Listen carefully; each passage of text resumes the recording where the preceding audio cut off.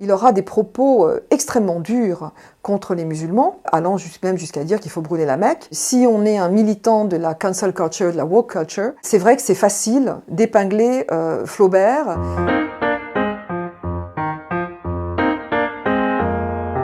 Le problème, c'est que les épidermes sont tellement sensibles et des gens ont tellement envie de faire du militantisme sur ce genre de réflexion que oui, on peut dire qu'il est anti-politiquement correct, qu'il est scandaleux et que, effectivement, je dirais même qu'il est en danger. Parce que si on reprend le fonctionnement de certains groupes militants au Canada, aux États-Unis, il peut être soumis à des alertes et on peut même le faire brûler et le faire sortir des bibliothèques.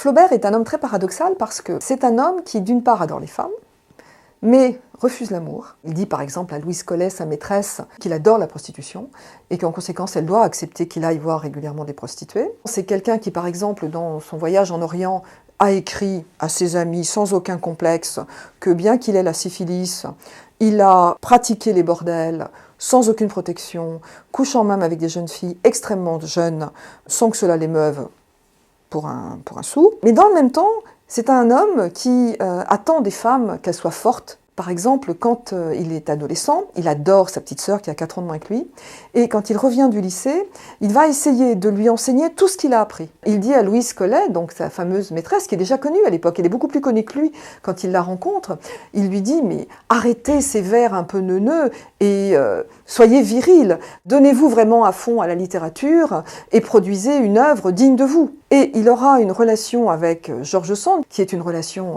d'égal à égal. George Sand est déjà âgée, c'est une femme très admirée, très puissante, mais ils échangent plusieurs centaines de lettres où ils ont vraiment des conversations d'alter ego et elles représentent pour lui l'idéal de la femme intellectuelle.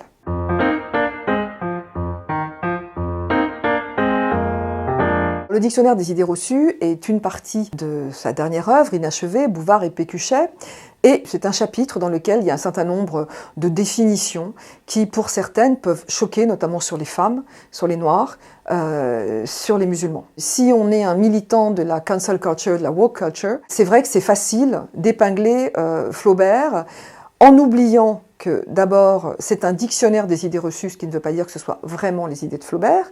Ça, c'est la première chose. Et la deuxième chose, il faut la remettre dans son contexte. Mais c'est vrai, par exemple, que même quand vous lisez Madame Bovary, si vous le lisez avec les yeux d'un militant ou d'une militante féministe, vous pourrez trouver des choses à redire. C'est tout à fait normal.